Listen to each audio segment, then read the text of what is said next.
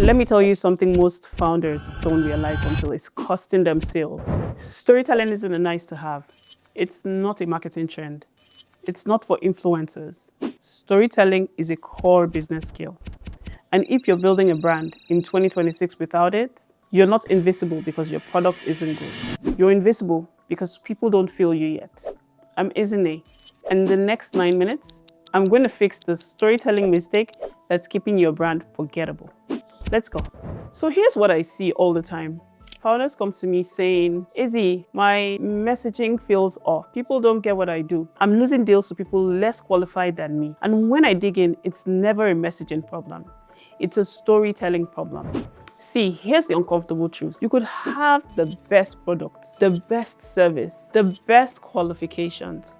But if someone with half your experience and twice your presence walks into a room, they'll win every single time. Not because they're better, it's because they're felt. And that is what storytelling can do for you. Now, storytelling didn't start on Instagram. It didn't start with brand campaigns or paid ads. Storytelling is how humans have survived. Before we had polished language, before we had systems, before we had words for half of what we felt, people were drawing symbols on cave walls. And those symbols, they weren't decorations, they were communication, they were memory, they were meaning. This happened, this matters, this is who we are. So fast forward thousands of years, the tools have evolved, the platforms have evolved, but the human brain is still wired for storytelling. We don't remember facts, we don't remember feelings, we don't buy products, we buy meaning. And if you're not giving people a story to attach to, they'll forget you before they leave the Zoom call. There was a time when brands could dominate with big budgets, loud ads,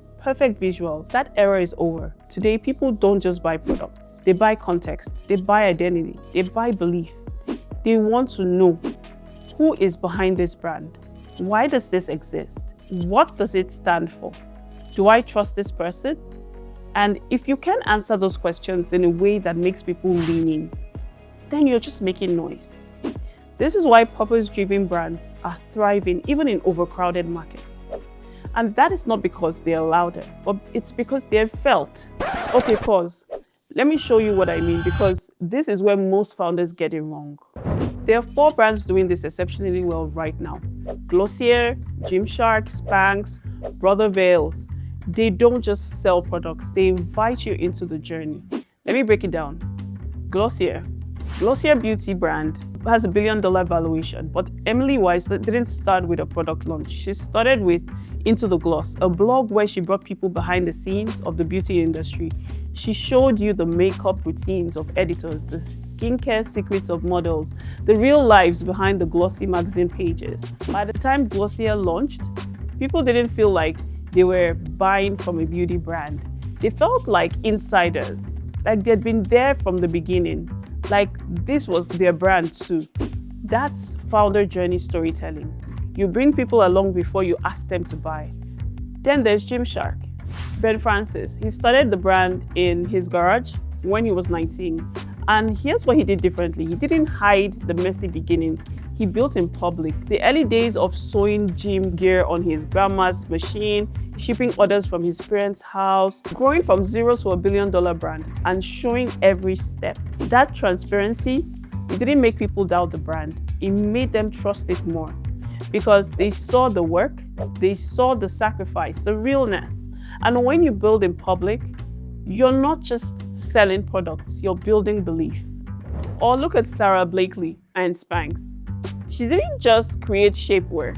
She told the story of why it needed to exist. I simply wanted to be able to wear white pants to a party and have nothing show underneath it. She was getting ready for a party, had white pants, nothing to wear underneath that didn't show lines. So she cut the feet off the pantyhose. That moment, that frustration became a $1 billion idea. But here's the key.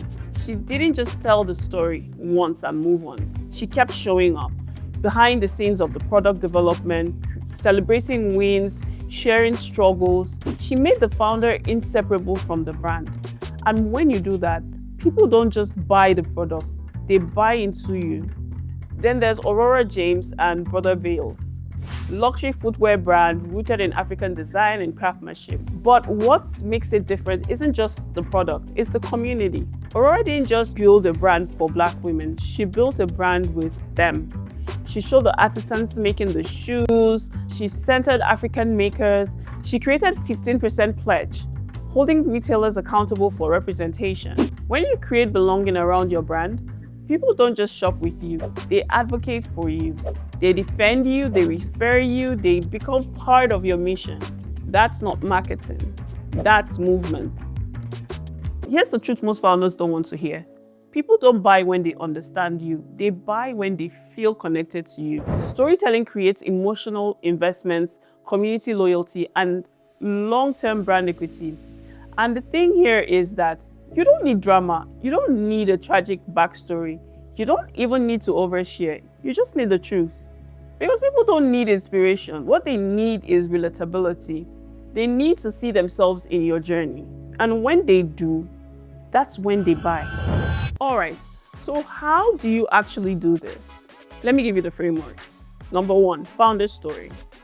Answer these questions on camera. No scripts, just honesty. Why did you start this business? What problem are you solving? Was it personal, for someone you love, something you saw in the world? Tell us why. Dennis Woodard, who's the founder of Patek Foods, her daughter was diagnosed with severe food allergies. She couldn't find snacks that were safe, affordable, and tasted good, so she created them herself. If you read her quote, she said she created Patek because her daughter didn't feel included. So to have snacks that felt like everyone else's. That's it. You don't need a Hollywood crew, just honesty. When your why is clear, everything else follows. 2, behind the scenes. Show the work, the late nights, the pivots, the we did it moments. This is what humanizes your brand. Think about Reid Hoffman, the co-founder of LinkedIn. He didn't just build the platform and disappear. He created Masters of Scale, a podcast where he breaks down his thinking, the decisions behind the growth, the failures that shaped the wins, the strategic bets that paid off.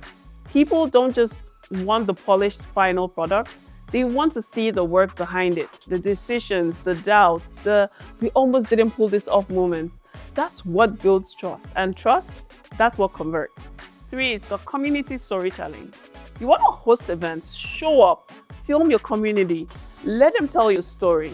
This is what Aurora James does so well. She doesn't just post product photos. She shows the people, the artisans, the customers, the community celebrating each other. Because here's the truth, your best marketing isn't what you say about your brand. It's what your community says about your brand.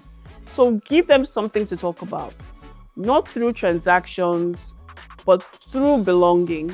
4, your customer transformations, before and after testimonials, real results. Pick people who look like your target audience. Let them see themselves in your story. For example, Spanx doesn't just show models. She shows real women, like different sizes, different ages, different stories. And when someone sees themselves reflected, they don't need convincing. They're already sold. And listen, you don't need it to be perfect. You don't need the perfect angle, the perfect lighting, the perfect script. Just start, post something messy, and see what resonates. Adapt. The brands winning right now, they're not the most polished, they're the most real. So why does this matter now? Why is 2026 the year you can't ignore this anymore? I'll tell you. We've officially passed overproduced visuals, perfect studio shots, faceless brands. What wins now in 2026 is authenticity, consistency, human storytelling. And this is the difference between a brand that sells and a brand that scales. And here's what nobody's going to tell you, but I'll tell you. Your competitors are figuring this out right now. So the question isn't, should I do this? The question is, how fast can I start? If you're watching this and feeling overwhelmed, here's your permission slip. You don't need perfect. You need started. Post the story, share the process, tell the truth, let your audience guide you, listen, adapt, grow. Storytelling isn't about being polished. It's about being present, and you're already enough. So here's my challenge for you. This week, share one story you've never shared publicly. It could be why you started, a moment you almost quit, a client win that made you cry. Just one story. And watch what happens. Because here's the thing, in 2026, people crave authenticity. We're past the polished studio perfect era. We want real stories, real people, real journeys. And that's what separates businesses that sell from businesses that scale. If this shifted how you think about storytelling, drop a comment below and just say story. I'll be down there reading every single one. And if you want more of this, hit subscribe because we're dropping bi-monthly soft skills for founders who want to win in 2026. This is not fluff, it's not theory, it's just real skills, real results. I'm Ezykane. Go tell your story.